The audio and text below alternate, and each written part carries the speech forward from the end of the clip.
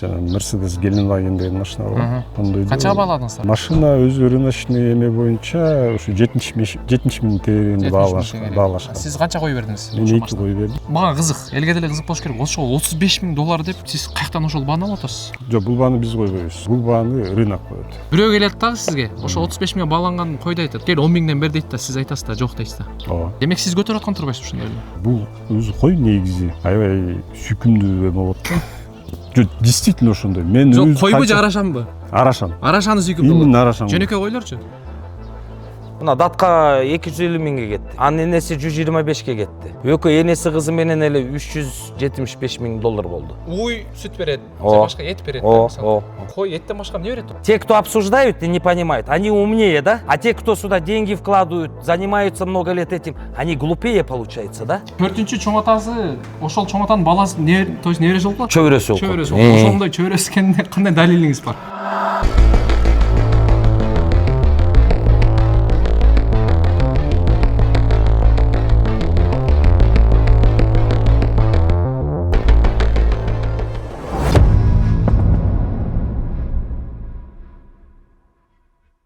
Сизде $200.000 акча бар дейле. Ага Бишкектен бир нече батир сатып алсаңыз болот. Ийгиликтүү бизнес кылып кетсеңиз болот, же болбосо болгону бир эле арашан кочкорун сатып алсаңыз болот. Кызыгы, кой дегенде көпчүлүгүбүздүн оюбузга биринчи эле эт келет. Анда эсептеп көрөлү.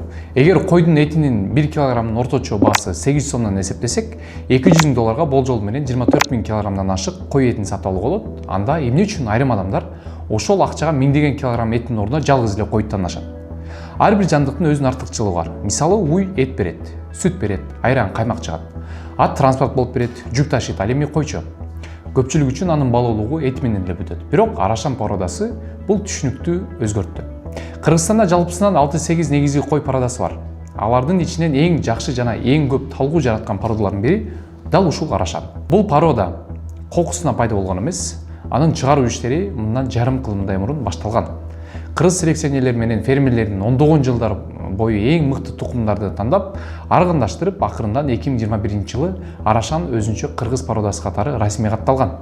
Бүгүн айрым арашан кочкорлордун салмагы 200 килограммдан ашат.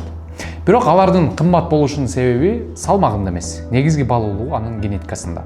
Анткени бир сапаттуу кочкор жүздөгөн козунун тукумун жакшыртып, бүтүндөй чарбанын кирешесине таасир эте алат. Ошондуктан арашандын эти үчүн эмес, келечектеги тукум үчүн сатып алышат. Бирок ушундай баалардан кийин коомдо дагы бир суроо жаралды. Бир койдун баасы батирдин баасына жетиши мыйзам ченемдүү көрүнүшпү? Же бул айрымдар айткандай пирамидага окшош система болуп калдыбы? Бүгүн биз арашан койлордун чыныгы баалуулугун, эмнеде экендигин, анын тарыхын, өзгөчөлүгүн жана арашан пирамидабы деген суроого жооп издейбиз. Кыргызстанда породасына жараша кадимки мышыктын баасы орточо акысыздан баштап 50 000 сомго чейин. Дакан, асыл тукум согушкер, тооктордун баасы бул 10 000 сомдон 300 000 сомго чейин жетет. Ал эми чемпион кан тукумдардын баасы болуп турган болсо, бул 1 миллион сомдон ашкан учурларда кездешкен. Коңшу өлкөлөрдө дагы ушундай көрүнүш бар. Казакстанда асыл тукум арашан кочкорлору 20-100 миллион теңгеге чейин сатылган учурлар катталган. Бул болжол менен 3-15 миллион сомго чейин бар. Кантип экендештер? Эми баягы көрүүчүлөр менен сиздер менен чогуу таанышалы. Сиз аты жөнүңүз, эми сизди баягы интернет тармактан биз көрүлө жүрөбүз, балким көрбөгөндөр да бар.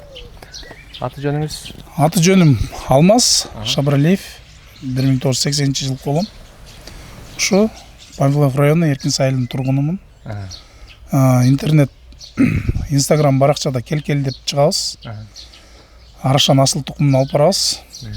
Анткени бул ошо арашан асыл тукуму ата мекендик өндүрүш.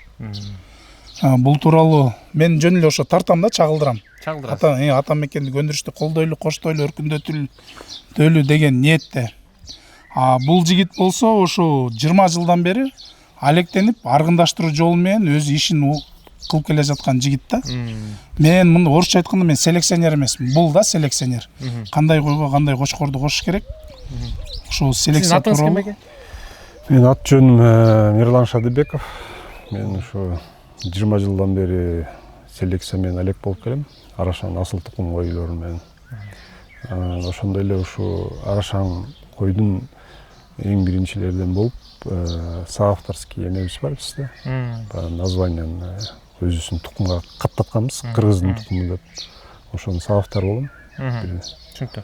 Эми мындай, бүгүн баягы көпчүлүк элдин катмарына түшүнбөгөн маселелерге, суроолорго бизден жооп алат экенбиз. Анда 20 жыл болсо, 20 жыл деген эмне деген мээнет да бул аралыкта. Анан сиз деле билип атсаңыз керек, эл эмнеге түшүнбөй атат. Анан биз эл тарап болуп, элдин ою менен бир жакшылап сурай берелиске. Азыркы учурда ушул элде бул Арашан пирамида болуп кетти деген сөзгө кандай жооп бересиз? Бул эми пирамида болуп кетти деген негизин мен түшүнүп турам. Көп элдер бул как системадай көрөт да. Бул өзү система эмес.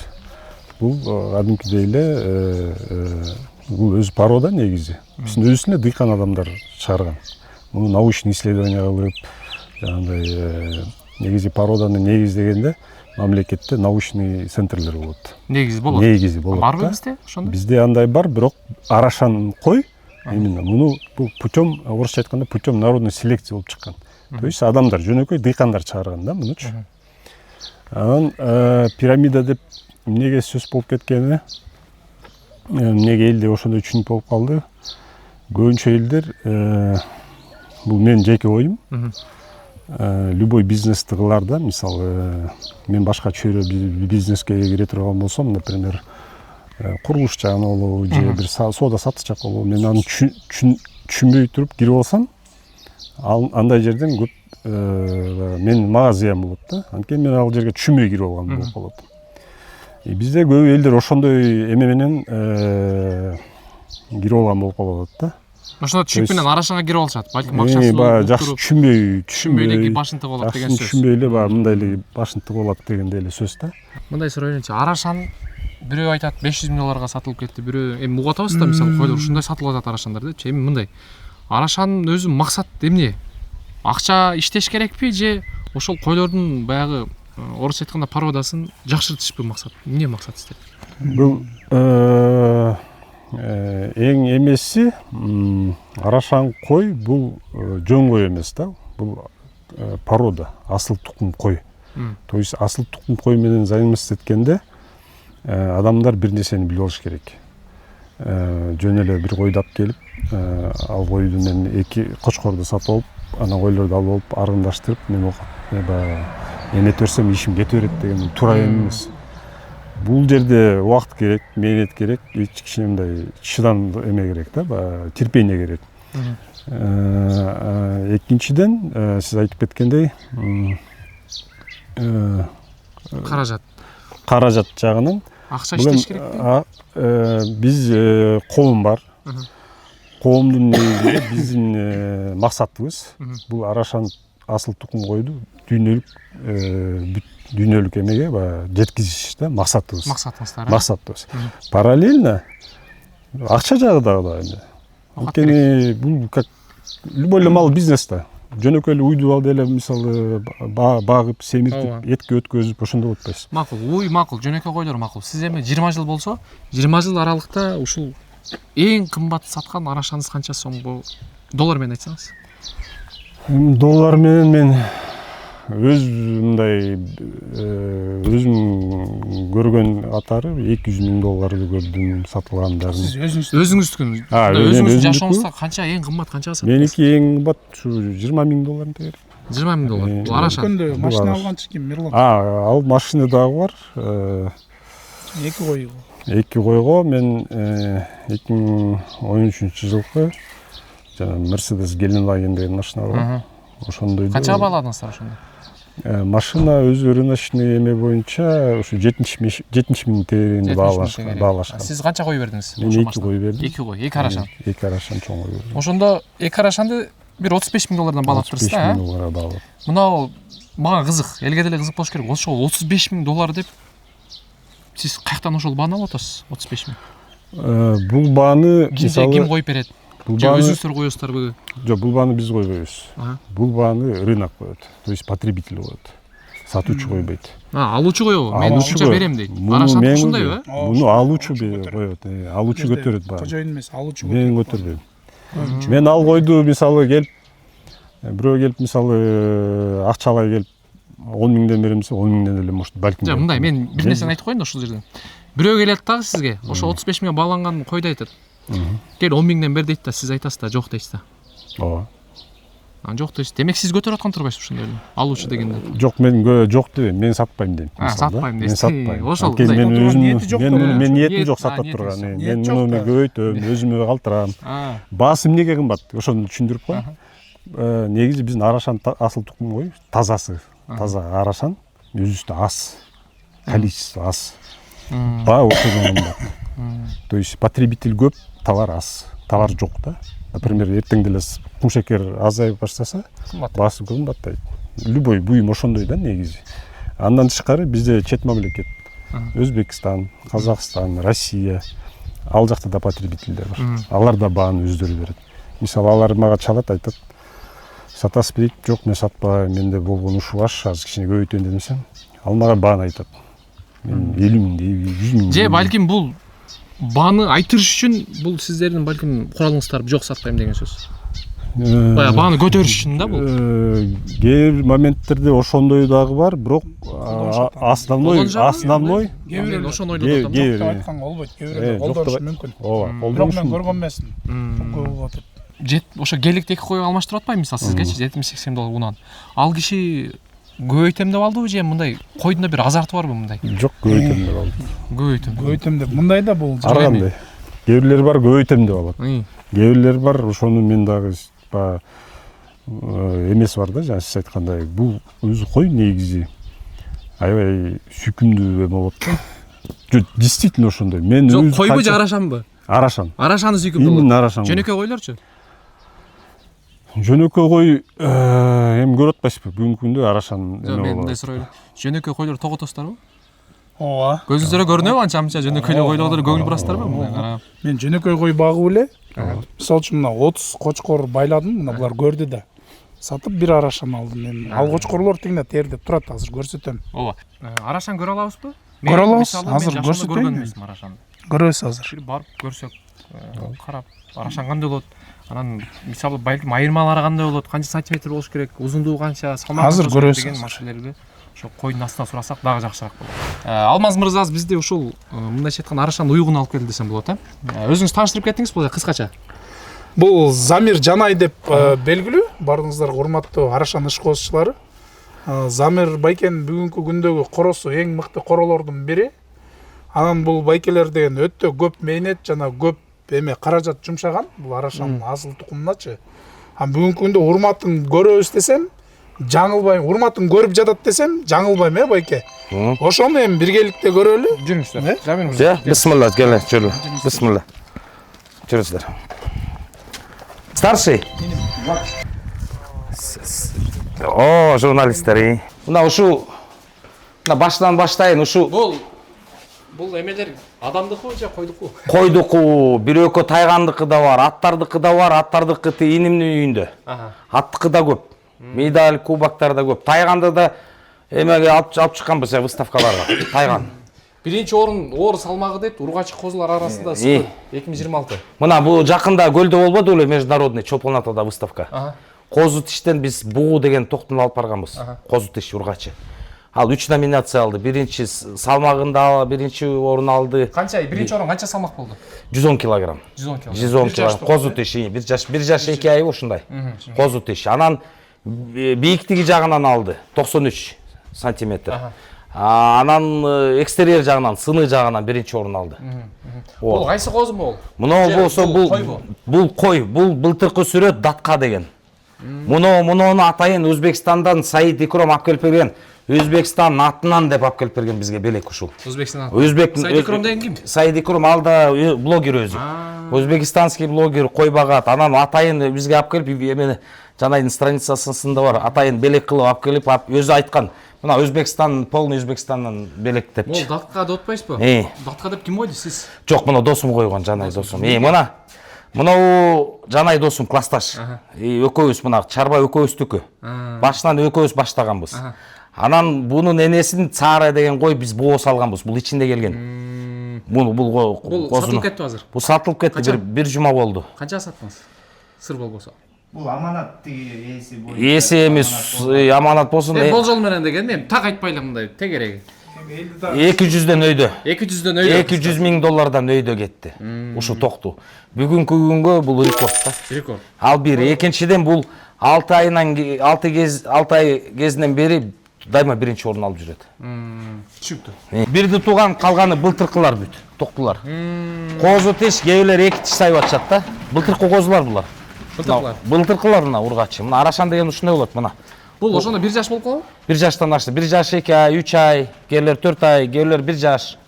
Айырмасы бар экен жакшы ойлонмой. Алар менен бир топ айырмасы бар экен. Мына кел, Мунарбек. Мына. Отак бастап. 100 миңдик менен Стостараны бастап. койлордун айырмасы. Мына, карап тур. Мына. Мунарбек жана кубактарды көрбөдүңбү? Бул таза арашан. Таза Арашан. Таза Арашан. Жөнөкөй койдон айырмасын эми айтып бериңиз. Жөнөкөй койдон Биринчисиз Арашан. биринчиден, эң биринчиден салмагы жагынан. Бул канча болжол менен чыгат? Бул бая выставкадан 110 килограмм көрсөттү. 1 жаш 2 ай. Токту ургачы. Үйдөн ага чейин 114,5 килограмм болчу. Барганча 4 килограмм чыктады. Берден Чолпон атага чейинчи. Ошондо мына козу тиш 114 килограмм. Козу тиш. Жайдары койдой мындай салмак көрсөтпөйт да ушул жашта. Понимаешь? Жайдары кой ушул жашта бир 40 килограмм, 45-50ге чейин көрсөтөт. Булар 2 эсе, 3 эсе оорураак. Ал бир, экинчиден бул салмак жагынан 3 эсе оор болот. Жайдары койго караганда. Ал бир, экинчиден булар сулуулуу жагынан, экстерьер жагынан дейт. Экстерьер эмне деген? Экстерьер о чем говорит? Бул породность. Таза кандуу, асыл тукум бул. Мына жайдары койдор баштары ушундай болбойт, коңко, мисалы. Сөөгү да ушундай жоон болбойт. Ал бир, экинчиден мына коңкосу правильный болуш керек. Мына кулактын жатышын көрдүңбү? Мына кулактын узундугу, кулактын калыңдыгы мына көрдүңбү? Мына кулагы 23 сантиметр, мына ченесең көрдүңбү? Мына кольцодон 23 сантиметр болот мына. Биздики Арашан негизи 20 сантиметрден өйдө элита класска кирет. Онуку 23. 23. Мына. Экөө параллельно мындай көзүнүн. Бул эме да, бул өйдөрөөк болсо, бул уже малопородный десет. Желательно болгондо, ылдыйраак болгондо бул уже более породный дейт да. Жөнөкөй кой чимпирсе катсак керекмин дейчи. Наоборот, мич керек.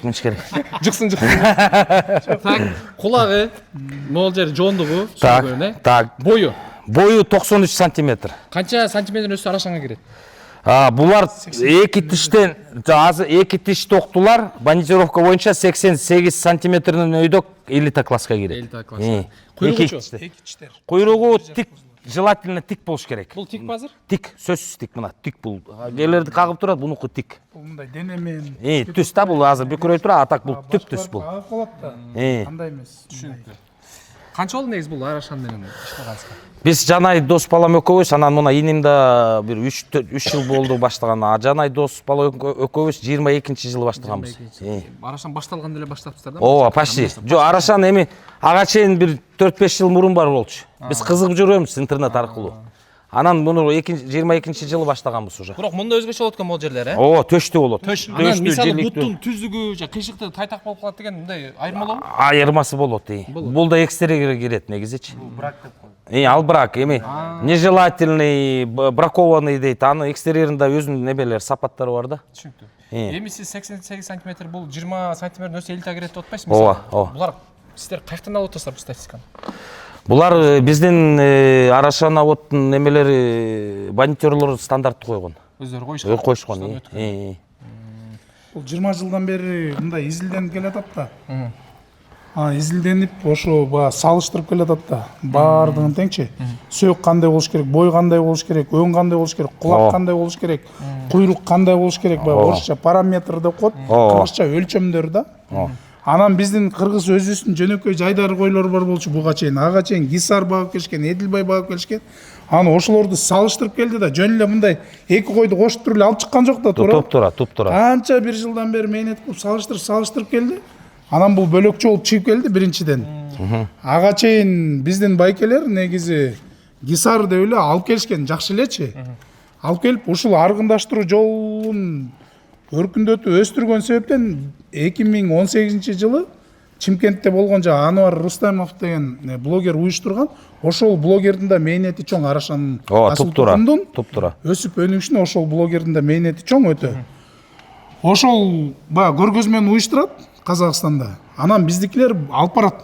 мына байкелерчи, бул жактан кой баккан байкелер выставкага көргөзмөгө алып барса, Тажикстандан келген гисароводдор тааныбайт. Бул гисар эмес дейт да. Бул гисар эмес дейт. туп-туура. Анан биздикилер кылган мээнети ушунча жыл бакса, өстүрсө, эмнеге бул гисар эмес? Биз силердин коюңарды өркүндөтүп өстүрүп атсак, силер эмнеге чанып атасыңар деп ызычы болот ал жердечи, өтө эле. Ооба, туура. Муну мага кече өтө жакшы айтып берди. Ал жакка да барабыз буюрсачы. Рахим деген аксакалдын уулу эме деген. Аюп, Мирлан. Айтып берди. Анан ошондой ызычуудан кийин, булар гисароводдор тааныбаса, муну тааныбай койду, гисар эмес деп салды. Же Эдилбай кошушпосо, же башка кой кошушпосо, келгиле анда биздин өзүбүздүн асыл тукумду ойлоп табалы деп, анан кийин бияка келип кеңешип туруп, анан асыл тукумду чыгарышты да. Замир мырза, бизде кыргыздын асыл тукумунда кайсыны ойлоп чыгардыңыздар 20 жылда? Барбы мындай бир моуну бизден чыкты ушул деп. Казактардыкы кайсы жылда атасыз азыр? Азыр алар бай кой жагынан эми? Кой жагынан. Казактар мына Эдилбай алардык. Эдилбай. Бизде Арашан. Бизде Арашан биздики. Биздики Арашан. Буга чейин Алай деп келген, Алай койлору депчи. Бирок мынчалык деңгээлде өскөн эмес. Чыккан эмес. Азыр биз Арашан боюнча пикке жеттикпи Кыргызстан? Эми пикке жеттик деп айтканга кыйыныраак болот. Анткени бул результат күнүгө өзгөрүп атат. 4 жылдын ичинде эми мына датка 250 миңге кетти. Анын энеси 125ке кетти. Экөө энеси кызы менен эле 375 миң доллар болду. 370. Эки кой. Эки эле кой. Азыр жерде канча акча бар? Эми саналбайбыз, акча жагынан санабайбыз да, мындай тиги мынча турат, бул мынча турат. Мисалы, мону сиз кантип баалайсыз? Могу канча турат? Буга 150 миң беришти, берген жокмун. Муну өзү баалабайт. Муну биз кардарлар баалайт. Бааны ким коет мынау Арашан? Кызыккан киши коет. Ушуну алам деген киши коет бааны. Бааны ким көтөрөт? Клиент көтөрөт. Кызыккан киши көтөрөт.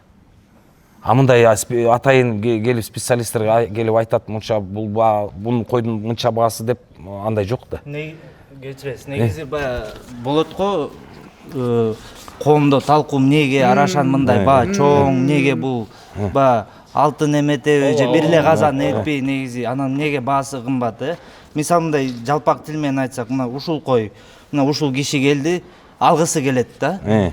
Сиз мисалы башка бизнес айланасыз, бул кой жакшы көрөт. Бул келет, мага айтат 5 миң доллар берем. Мен жок дейм. Бул мага өзүмө керек. Анан башкасы келет. Ар кишинин баягы мүмкүнчүлүгү ар кандай. Бирөөгө 5 миң зарыл болот. Бирөөгө керек жок, кой керек. Мындай кылалычы, мисалы мен көтөрөм. Анан ошондой баягы чоң баа. Көтөрүлөт ошону менен. Мен жок. Мындай. Баа качан көтөрүлөт, мен түшүнүк боюнча айтып берейинчи. Мисалы сиз бирөө келип, мага 150 миңге бербедим деп атпайсызбы? Бербедим дейсиз. Бирөө келет. Сурайт, мынчага бер дейт. Сиз айтат, мен 150 миңге бербей койдум дейсиз. Уже көтөрүлдү. Көтөрүлдү. Ал үстүнө кош берет. Үстүнө кош берет. Кош берет, бер дейт. Баа ошентип өсөт да негизи. Түшүнүктүү. Баа ошентип өсөт, спрос. Мисалы, уй süt берет, башка эт берет. Кой эттен башка эмне берет? 150 миң доллар. Ошол жагына мен жооп берейин. Мен ачык айтайын, ушул сөз, ушул суроого көп мындай айтып түшүндүрүп берейин дедим эле. Ачык айтам да, ачык. Биздики мына кыргыздар көнүп калды. Кой көргөндө ошо эт эле көрөт да, эт катары. Бул асыл тукум. Асыл тукум менен эт эки разный нерсе. Түшүнүп атасыңбы? Жылкы деле болот. Биз жылкы деле жейбиз, туурабы? Чөчүк казы жейбиз. Анан күлүктөрү болот, туурабы? Экөө жылкы да. Эмне үчүн сен күлүктү эт катары көрбөйсүң? Буларды элдер мына бул жаңы порода, эл дагы эле түшүнө. Кой дегенде булар эт катары көрөт да мунучу. Бул асыл тукум, бул порода. Бул жаңы чыгып келаткан, өнүп келаткан порода, бул эт эмес. Түшүнүп атасызбы? Аягында айтат, аягында айтышат. Мына окусаң, аягында айтышат, бул аягында эт дейт. Сөзсүз эт. Аягында. Бирок бул порода катары. Ошон үчүн баасы өсүп атат. Эмне үчүн порода? Бул жаңы порода болуп атат. Буга чейин мындай койлор жок болчу. Макул. Породанын, мисалы койдо эттен башка эмне пайдасы бар бизге? Мындабы? Салмагы бар биринчиден. Салмагы. Сен сойсоң да 3 эсе көп эт берет. Сен эт катары санасаң деле 3 эсе сен пайда көрөсүң. Демек силер этке балабай, тескерисинче бул тукум улат үчүн ошону балайт. Сөзсүз. Ооба. Асыл тукум жагы. Породный жагынанчы. Бир койду алып туруп видео тартышат. видеого мынанча акча алдым деп кое берчи, видео эл көрсүн деген О, андай да бар. Арашанда ушундай нерсе бар экен. Бар. Видео тартканда мына достор 20 миң доллар демен 100 миңге алдым деп тур. Мисалы видео айтып коет элге жайгаш үчүн. Бул Искусственный. орус айтканда. Буны көтөрүп Болбойт. Арам бул жакшы эмес. Андай болот. болобу, бар ушундай. Бар андайлар. Андай бар. Көп эмес, бирок бар. Анткени берде акча да, адамдын нафсы бар да. Акча үчүн була берде алдайбыз деп киришет. Ачык айтыш керек, бул чын. Андай да бар. И не только койдо, Анан бөлө. жана пирамида болуп кетти деген элдин баягы суроосуна кандай карайсыз? Жооп берейинби? Пирамида болгондой ал түшүнбөгөн үчүн ал ушинтип айтышат. Эми мындай да мен кыскача суроо берейин. Эми ушу пирамида, аферистер деген адамдар бул жагын түшүнбөгөн үчүн ошон үчүн айтып атышат. А берде калган канча миң адам деген берге акча салып атышат, эмгегин салып атышат. Ошондо кандай болуп калып атат? Тигилер буну түшүнбөгөн нерсени, түшүнбөгөн пародан тигилер акылдуураак болобу, а булар алгандар ылдыйраак болуп калабы? Кандай ошону мен түшүнсө болот. Мен ошону түшүнбөй атам да. Акчасын салган. Понимаешь, смысл такой. Те, кто обсуждают и не понимают, они умнее, да? А те, кто сюда деньги вкладывают, занимаются много лет этим, они глупее получается, да? Бир койго канча убакыт кетет? Мындай карап бир жакшы тукум бериш үчүн болжол менен. Арашан чыгарыш үчүн канча убакыт коротосуздар? Эми бир коз бир туулгандан бери мындан коз алганча 2,5 жыл кетет. Грубо. 2 жылдан 2,5 чейин. Аралыгында сиздер багасыздар. О, сөзсүз. Жөнөкөй козго караганда буну эмнеси менен айырмаланып багасыздар? Буга же мындай чоңураак бересиздерби, эмне бересиздер? Обычный эле жем чөп беребиз, анан жаябыз. Эч кандай Жок. Ошол менен айырмалабы булар? Болду ошол. Жок. Бул деле койда. Бирок жайдары койго караганда бул көбүрөөк жейт бир аз. Бизге эми көп адамдар кайрылат да, Арашан боюнча бир карап бер, эл журт аябай кызык элге. Биздин чоң эл өкүлдөрүбүз, анан бизнесмен агаларыбыз бүт эле Арашанга кирип кетти деген сөздөр болуп атат. Адамдар алар эмнеге кирип атат Арашанга? Бул мындай азарту барбы? Же койду карап туруп рахат аласызбы? Вот ошол жагынан мен элдин баарына жооп бере албайм. Бирок менин түшүнүгүм боюнча, менин көз караш боюнча кээ бир адамдар ушу койду жакшы көргөн үчүн кирет. Кээ бирлер ушу акча жагынан кирет. Же жакшы көрөт, же акча табыш. Экөөнүн бирөөсү. Азарт да бар. А кээ бирлер жакшы көрөт, акча үчүн да эметишет. ишкерлик үчүн, бизнес үчүн. Мына ачык сөз, эми биз деле мисалы биз бул пародан жакшы көрөбүз, булардан да пайда көргөнгө аракет кылабыз. Мына ачык сөз. Сиз кайсынысына жакыныраksыз? Экөөнү тең. Мисалы бунун баасы азыр эртең арзандаса деле биз муну токтотпойбуз. Бага берет. Токтотпойбуз. Хобби да. Түшүнүктүү. Мындай бир нерсени түшүнүп алайынчы. Койдун рахаты кандай? Башкача. Түшүндүрө албайм, булар башкача. Айта албайм. Мына Мирлан айтып берсин. Койду көргөндө, үйгө келип атайын шаардан келем, үйдөн, шаардан жумуштан жумасайын деп. Койду караганда мен кадимкидей стресстен калдым да, калдым. Кадимкидей жөө салып калдым. Ооба. Кадимкидей салып, өзүмө келип жакшы болуп калдым. Койду карап, бир жарым саат, 1 саат жанында туруп, жөн эле карап мындай. Тажаганда балыкка кетип атышпайбы? Көз тез салдырат го, балыкка кетипчи тажаганда. Эми үй бүлөдө кайрды картын урушат, ыйдыгчай кагышат дейт. Анан жөн эле күнүгө эле түз жашоо боло бербейт да. Анан көп эркектер балыкка кетип тез салып келип атат го, көзүнө салдырып. Умай. А бул жерде да ошол биздин ата бабабыз көчмөн эл болгондон кийин мына ушу кесип башка. Булар жүн береби? Жок. Булар эме кылчык жүн. Жүнү жарабайт эчтекеге. Жарайт, бирок анан эме жазабай калбады биздин чоң апалар. Кийиз жазабай. Азыр эмелери бирок азыр күндө көп. Ар бир койдун, Арашандын ата бабасын билесиз? Билем. Элдер кандай жүрөт сөз болуп. Анан булар өздөрүнүн ата бабасын билбейт, анан койлордун жакшы аты алып дегендер болуп атат. Ооба, билебиз. Булардын ата бабаларын билиш канчалык маанилүү? Таасир этеби акчасына? Сөзсүз маанилүү. Анткени бул селекцияда, бул линияда. Кандай издейсиң? Мисалы, монун канча мурунку ата журттарын билесизби? Канчасына чейин? 400-сүнө чейин билебиз. Канча? 4-чү чоң атасына чейин. 4-чү чоң атасы. Ооба. 4-чү чоң атасы ошол чоң атанын баласы, то есть небереси болуп калат? Чөбөрөсү болуп калат. Ошондой чөбөрөсү экенине кандай далилиңиз бар? Бар. Анткени биз сиздерде же документ барбы? Жок, биз анткени биз берде Арашан отуруп тааныйбыз да. Мисалы мен билем бул кайсы кородо төрөлгөн. Бул кайсы кочкордон түшкөн, кайсы койдон түшкөн бүт билем. Кандай билесиз ошону? Мен барып көргөм өзүм туулган кезимде. Мону бир сүрөттөп койбойсузбуз, айтып бербейсизби? Бул кимдин тукуму? Каяктан алдыңыз? Бул жеңишке жеткендердин бири. Мына бул былтыркы ургачы козу. Эки тиш жакында эки тиш алмаштырды булчу. Бул Мельбург деген кочкордун ургачы козусу. Мельбург каякта? Кыргызстанда эле? Мельбург өлүп калган, ал блондин козусу. Өлүп калганда карып өлдү же? Бирдеке ооруп өлүп калды. Ушундай сиздерде бар экен, бала ашкандан кийин өлүп калат экен да. Ар кандай болот? Эми түрү жан болгондон кийин любой жан ооруйт, өлөт, ар кандай болот. Көзтө тиет демек. Ар кандай болот. Анын причинасын айта албайм, жакында өлдү мунун атасы. Мельбург деген. Адлет кече каркыран бир тууган. Бир, экинчиден мына бул жана международный выставка болбоду чолпонатада. Экинчи орун алды бийиктик жагынан. Экинчи орун. Экинчи орун кайсы жак алып кетти? Ронда деген мына ысык ата аскаттыкы, ошону калды. Ронда деген. Салмак жагынан. Бул бийиктик жагынан. Мына Мельбург, Каркан түгөй өлбөдү туман. Түгөй, Буну ооруп атканда союп салсаңыздар болбойбу же? Үмүт үзүлбөй, бул жакшы. Конечно, үмүт үзүлбөйт да. Эми күтөсүң да. Тукум алып калайын деп. Капельница дарылайбыз кадимкидей. Дарыгерлер келет же өзүңүздөр карайсыздар? Ал дарыгерлер эме ветврач келет да, сөзсүз. Күнү түнү келет. Өзүбүз ветврачтарыбыз бар уже. Күнү түнү чалсаң келет. Шарда, жалда, турецкий клиника. Клиника бар, Операция, карашандар операция. Бүт кылат. Мага өтө чоң жаңылык болду. Мисалы талаада кой кайтарып жүргөндө койлор өздөрү эле төрөп койчу да. Тууп койчу мындайча айтканда. Анан бияка келсек арашандардын өзүнчө туутканалары бар экен. Максат мырза таанышпайбыз. Мына койлорго туткана мына ошо 4 отделениясы бар. Мисалы туйын деп калганда бул жакка алып келесиздер. Алып келебиз, кышында ушул жерге алып келебиз, койду ушул жерге туудурабыз.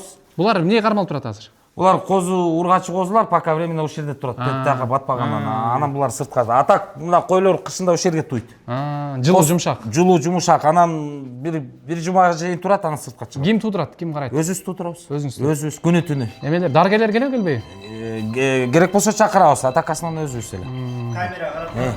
Камерадан карап турасыздар. Камерадан карап турат го, ашка. Өткөзөм өлдөп. Мына туутканалар, мына койлорго, мына. Мына майда чүйдөлөр, мына вет аптечкасы бар, мына. Өзүбүз дарылайбыз, мына. Бүт дары-дармек ушул жакта. Майда чүйдө. Эми мындай легкий форма оору болсо өзүбүз эле дарылайбыз. Оору болсо уже дарыгерди чакырабыз. Операция кылыш керек болсо дарыгер. Ушул жактан операция кылып койшабы же? Ошол жерден эле кылат. Жүктү алып барасыздар жүзүч менен. Эми нуждающийся болсо алып барабыз, а так берден деле кылса.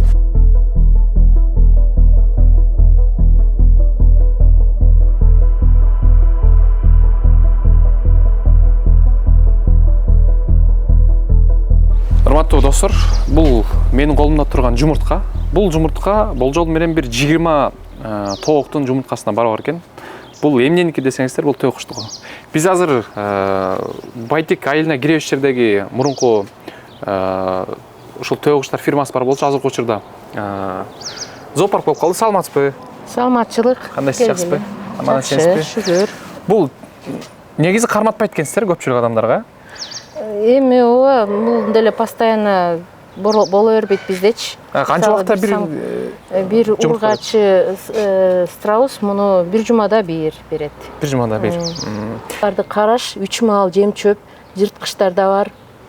Жырткычтарга мисалы от, ушуга окшогон карышкыр, ушуга окшогон жырткычтарга эт бериш керек. Эт. Аю эт жейби? Аю сөзсүз түрдө эт жейт да. Аларга жырткычтар сөзсүз эт жеш керек. Аларга эттерин камсыздап турабыз. Запастап эт алып коебуз. Аларга 2 маал эт менен каша берилет. Страустарга болсо жем чөп берилет. Жем чөптү болсо кышкысын бул жерде эми биздин зоопарк өзү май айларында эле жакшы. Жайкы сезондо элдер көп келбейт, жайкысын көбү тоого кетет, көлгө кетет. Биздики көбүнчө кышында кол карап калат. Кышында болсо чөптөрдү алып дайындашат. Ошону кыш менен багып чыгабыз. Бул Пакистандан чыккан камари эчкилер экен. Бул жакта карасак, бул негизи мындай кулагы арашандыкынан да узун, болжол менен 20 сантиметрден 50 сантиметрге чейин. Мына караңыздарчы, мына 50 сантиметрге жетет экен. Анан бул негизи сүткө аябай бай келишет. Күнүнө бир 2 литрден 5 литрге чейин сүт беришет экен. Бунун максаты баягы сүткө экен. Эң негизгиси бизде азыркы койлор болжол менен 25 миң, 30 миң тура турган болсо, булардын акчасы болжол менен $1000 тегерегинде. Эми Арашаныкынан да узун болуп турат, карасак. Кулагы аябай кандай узун, өзгөчө порода, кыскасы ушундай. Бул артында турган эму төө куш экен. Буну айтып коюшат экен, динозаврдын акыркы тукумдары деп. Булардын айырмачылыгы тиги чоң төө куш болсо, саатына 70 км учуркаса, булар 50 км, анан жумурткасы 1,5 килограмм, бир аз азыраак болот экен. Кичинекейирээк. Анан өзгөчөлүгү австралиялык төө куштар болот экен булар.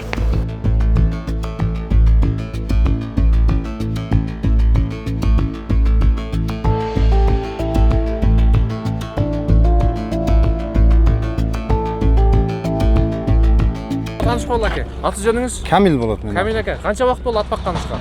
Көпчүлүк кичинемден бери багам. Кичинеңизден бери? Ооба, кичинемден бери кызыгып багам. Бул кандай аттар? Булардын пародасы Будион порода. Будион порода. Будион, а. Канча жаш? 1 жаш болду. 1 жаштан жаш. экөө. 1 аттын балдары. Могул каяктан келген булар, билесизби? Ростов. Ростов. Орустардыкыбы? Орустардык. Аталары орустардыкы, бирок энеси атасы орус. Мисалы, баягы Арашанга барсам, Арашан бир 4 атасына чейин билет экен, Кочкорго чейин. Сиздер билесиздерби канча? Билебиз, ооба. Мисалы монуку. Бунун энеси Ростовдон келген да, булардын энеси. Өзүбүз багабыз, ошо Ростовдон алып келип. Анын аталары да Будион аттарды коебуз. Будион аттары жакшы болот дегенден ушуларды кармап калдык да, жанчаак Будиондорду. Канча турат булар? Канча бербей койдуңуз макул? 160 миңден бербей койдум базарда. 160 миң сом. 160 миң сомдон бербей койдум. Канча деп атасыз? 200дөн сурадым. 200. 200дөн сурадым, элдер 160тан берди, бербедим. Чоң аттар ушунча турат экен негизи сыякта. Айырмасы кандай? Айырмасы болгондо булар өспүрүм да. Булардан эртең дегенде анан чыккан бойлору 1,70ке барат булардынча, өскөндө. 1,70ке. 1,70ке барат. Азыр 1,50 чукул да. 1 жаштай 1,50 чукул. Не болуп атат биякта? Кандай Биякта Ассаламу алейкум, кандайсыз, жакшысызбы? Ат Интервью боюнча албакчы. Э, сүйлөп, интервью. Кандай нан алып атат? Конкретный. Жок, элге көрсөтүп, ошондой. Мыктыларым ба? Мыктыларым. Эгер каралары болсо, караларынан бар деп. Болду. байкотом караларына. Бурчта. Болду. Аке, кыскасы өспүрүм экен. Анан пародасы менен өзгөчөлөнөт экен. 550 килограмм чыгып азыр. Ошондогусу 550 килограмм. Кичинекей кезиндеби? Азыр тонна бул. 1 тонна чыгат экен азыр, а? Документ түзүлгөндөгүсү 5 килограмм болон, мына канчасы да жазылган. 2022-жылы жазылган. Көрдүңбү, ошондо 500 канча килограмм болду. Урматтуу достор, таза ангус дейт, болжол менен азыркы салмагы 1 тонна. Рейна Кенч деген неменен чыккан. Неден? Атасыбы? Рейна Кенч фермабы? Ошо ферма. Ошо ферма. Каяктан келген ошондо бул? Ошондо көлдөн келген го дейм. Көлдөнбү? Көлдөн келген ангус. Көлдөн Таласка барып, Таластан бул жака келген болушу мүмкүн. Мүмкүн. Билишиңизче, түшүнүктүү. Эң кымбат ангус болжол менен 400 миңден тегереги, андан да кымбатыраак алышыптыр, кыскасы. Айтор ушундай мына. 3 жашар ангус экен. Эми мен бул жерден Арашанга салыштырып атам да, Арашан менен экөөнүн этин салыштырсаңыздар канча чыгат? Негизи бул өрүк шербети жүрөк кубаты деген да. Эң туура. Жүрөккө пайда. Негизи жүрөккө пайда. Өрүк кактагысы пайда, компоту дагы пайда. Мисалы, тамакты дары катары пайдаланган болобуз. Натуральный шербет ичсекчи. Энергетикке караганда бир энергетикте ар биринин атын айта албайбыз да. Эми жалпы айтып атам да. Жалпы айтканда, мисалы, кээ бир газированный химикаттарга караганда бул ден соолукка пайда да. Ойлойм. Эгерде тамакты дары катары пайдаланмасак, кийин дарыны тамак катары ичип алышыбыз керек. Эң туура сөз. Жакшы сөз болду. Ооба, мындай да. Мисалы, ден соолукту акчага сатып ала албайбыз да. Бирок натуральный азыктануу менен биз ден соолук сактап калсак болот. Номерим айтып коеюн. Айтып коюңуз. 0502 45 77 75. Оптом баасы 70 сомдон. Болду. Бүт Бишкекке таркатып берем. Болду. Рахмат. Мейли. Бирди берип койсоңуз, иши болобу. Чо, рахмат. Эми азыр дамын ичип көрөлү. Рахмат жигиттер. Бисмилла.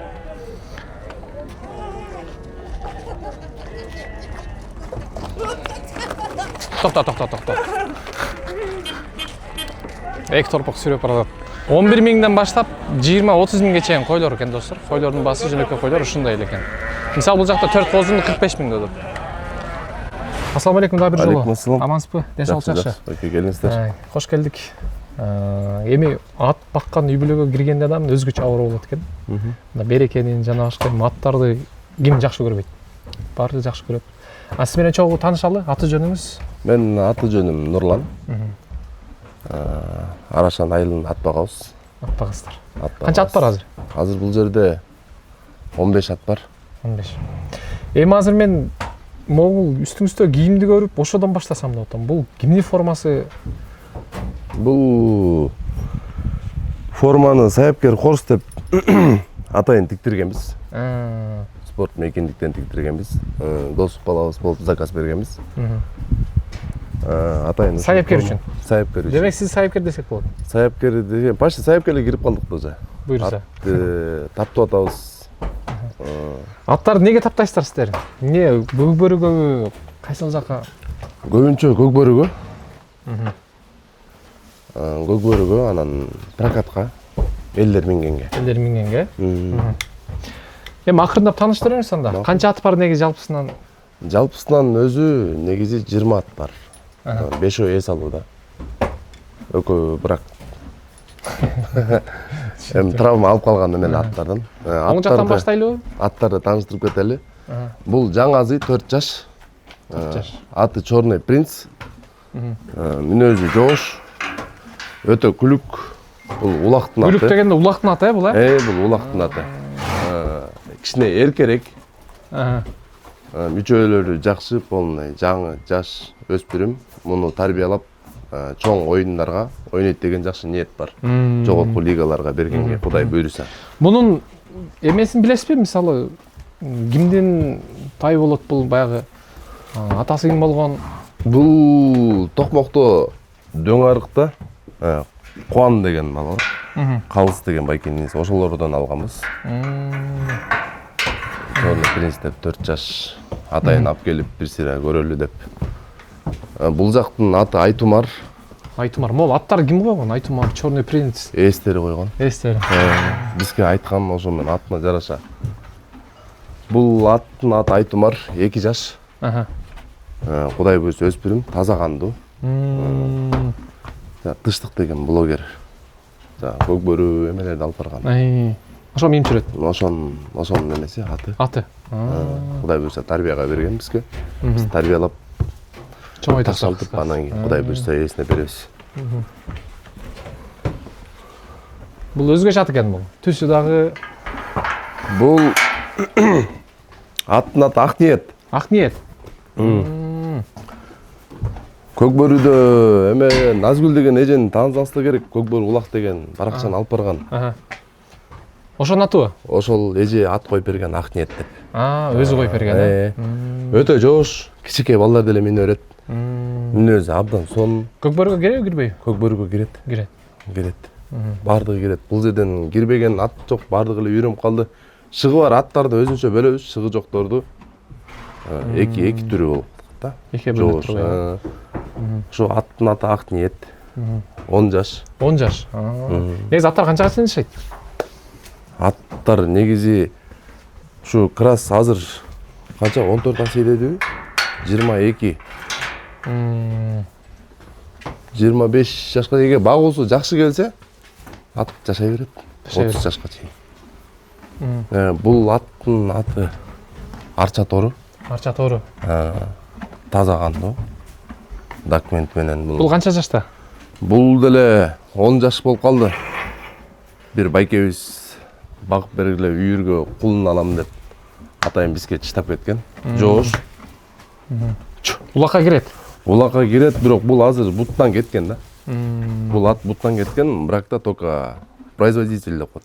Урук алганга. Улук алганга атайын муну өзүнө алып калган.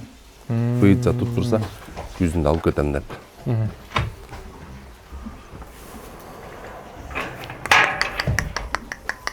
Аттардын баары жоош. Тиштемей жок, тепмей жок. Тиштемей, тепмей деген буларды жашабайт. Бул тиштебегенге, теппегенде үйрөтөсүздөр да. Аттын деринен болуп аттында. Аттын деринен болот. кээ бир айгырлар бар да кулундарды чайнайт.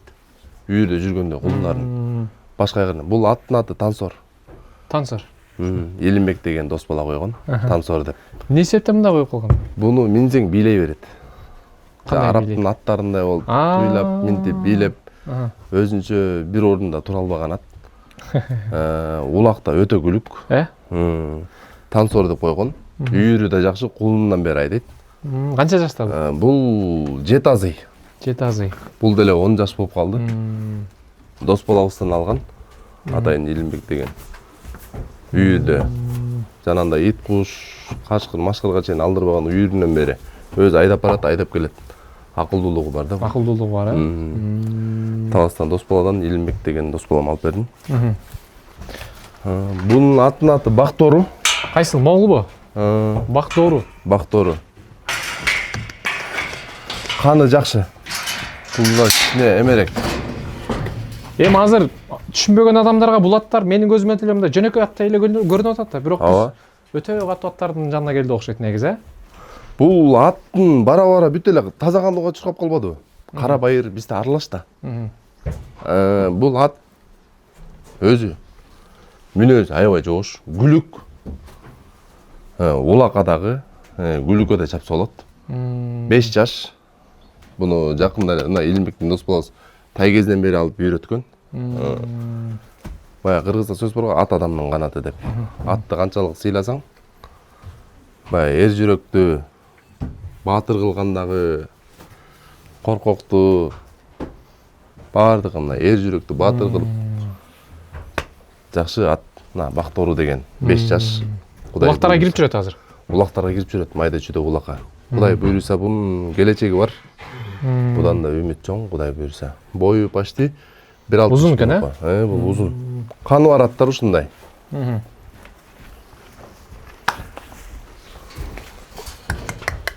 Бул дагы чоң ат экен.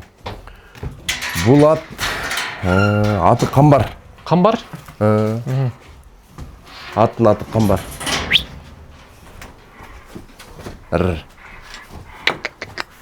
Аттын аты Камбар. Улак аябай жакшы. Ачуу коет. Сүскөндө эле тайманбайт. Тайгазанга түс барат. 5 жаш. Камбар деп Элимбек деген дос балабыз койгон. Өтө жоош, эрке.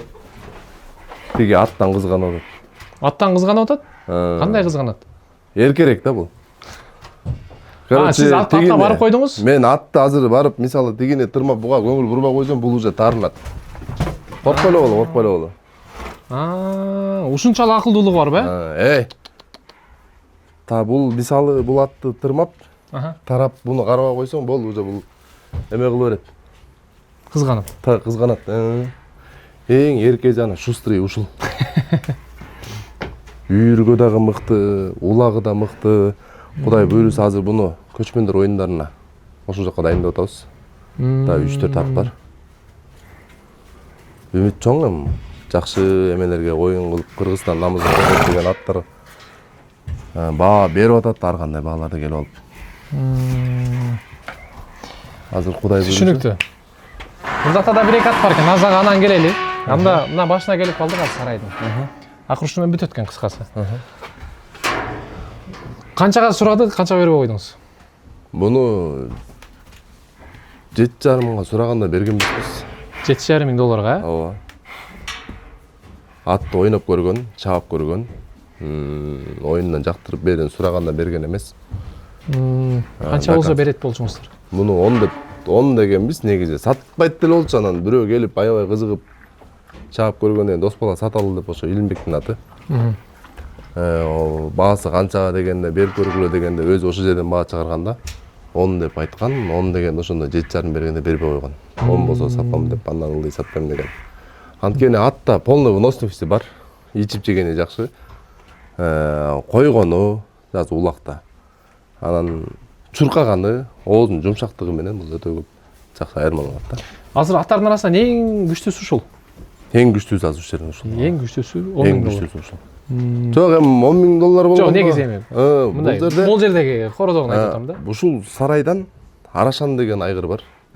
Илимбек деген дос баланыкы. Бул койдун атынан коюлганбы же кандай? Арашан айылынын атынан коюлган. Айылдын атынан. Биз баягы Арашан деп жүрө берипчи. Мебизге кой эле келип турду.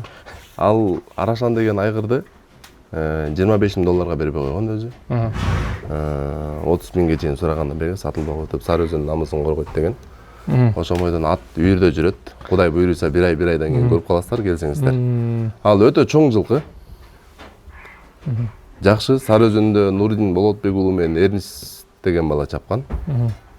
Мен эми сизге бир суроо берейин да. $10,000 деп атпайсызбы? Шамдагай Тайгазанга түз барат деп атасыз. Жакшы чуркайт, улакка жакшы кирет, түртөт, сүзөт, кыскасы бүт жагынан төп келишкен экен да. Эми сизге ушундай бир досуңуз сунуш киргизсе, $10,000 ат аласызбы же $10,000 кой аласызбы десе кайсысын тандайт элеңиз? Мен ат алам. Ат аласыз. Мен койду түшүнбөйм. Мен Арашан эми билбейм, болуп кеткен чыгар, бирок ишене албайм да мен. Ишене албайсыз. Ишене албайм. Эми өзүм көзүм менен көзүнчө соода кылганын көргөн эмесмин биринчиден. Мисалы сизге да. Сиз конок толуп атасыз, бир тууганыңыз үйлөнүп калды. Жалаң Арашан багасыз. Бир тууганыңыз үйлөнүп атып, сиз ошол доллар менен баланган Арашандын үйүңүзгө өзүңүзгө тойго соёт бересиз, бербейсиз? Аны Арашан баккан кыйын кишилер өздөрү деле сойбойт экен негизи. Мен ошондой эле болот да. Мен негизи баягы биздин чоң атам чабан болгон. Аябай жош, ак көңүл чоң атам эсикпол эле бар. Ошол айтып калат, мына койдун только этке, майда жандыктарды атайын багышат, чтобы элге, өзүбүзгө жарап турсун деп. Анан бирок Арашан жакты мен көп түшүнө бербейм, сөзүнүн ачыгы. Түшүнүктүү. Эми мындай Арашан койдуку тукум алыш үчүн эми тукумдун баалашат экен да. Мисалы, могу койдон ушундай тукумдар, ушундай кой төрөлөт, ошон туулат деген. Бул өзү рахат экен, мисалы, бир эки койду кошуп, анан бир коз төрөлсө, ошол козуну карап отурган рахат бизге дейт да. Ал рахатты эч жерден тапкан жокпуз дейт. Бизге акчанын деле кереги жок дейт. Ошол козун карап турганбыз, ошол рахатты сезиш үчүн ушундай кылып атабыз деген Арашанчылар бар экен. Эми бияктан да сиздер баягы бир жакшы мындай аттардан жакшы урук тукум алыш үчүн жакшы аттарды алып келип мындай бир тукум пайда кылайын деген оюңуздар барбы? Же ошентип жүрөсүздөрбү?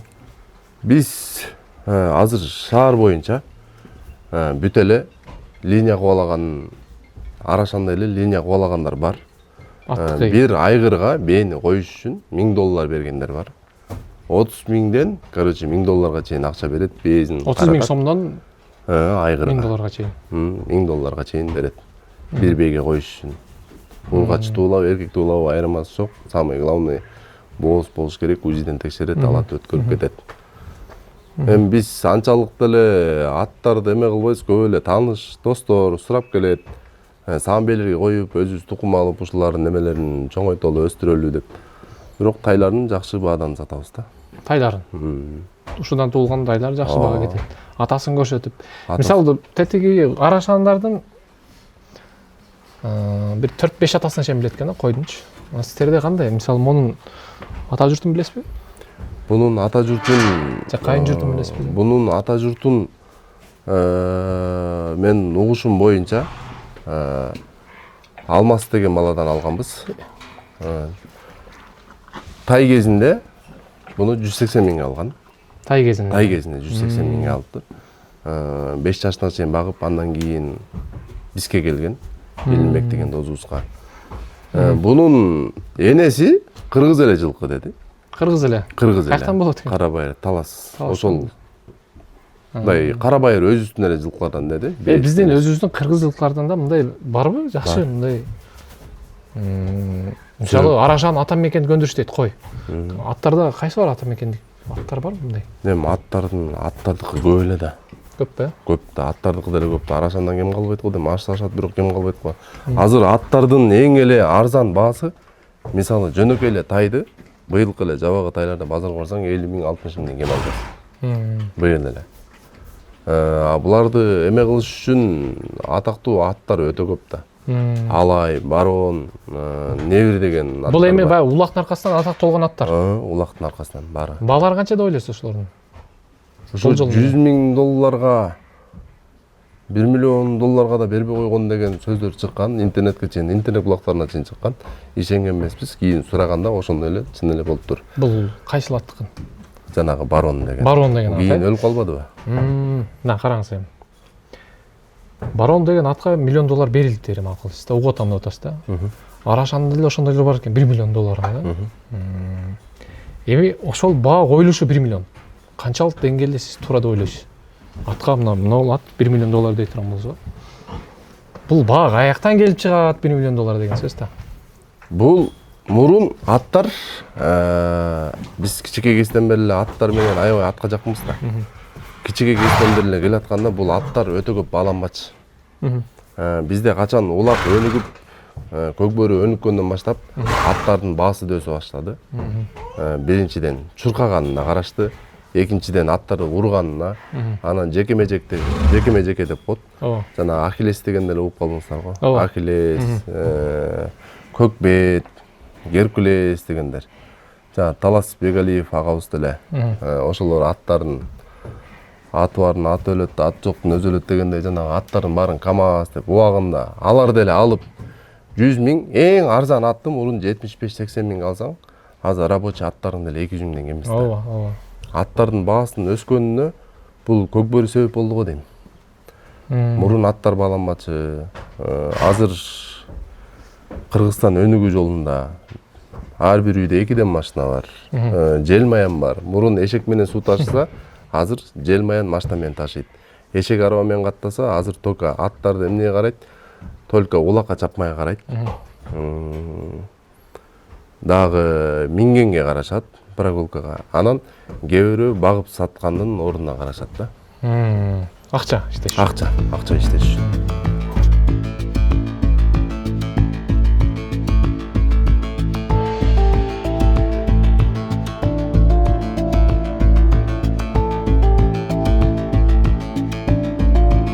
Урматтуу достор, мынакей койдун тарыхын айтып бүттүк.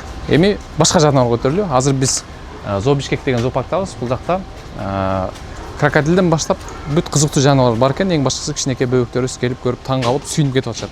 Эми бул жакта бир жаныбар көрөлү.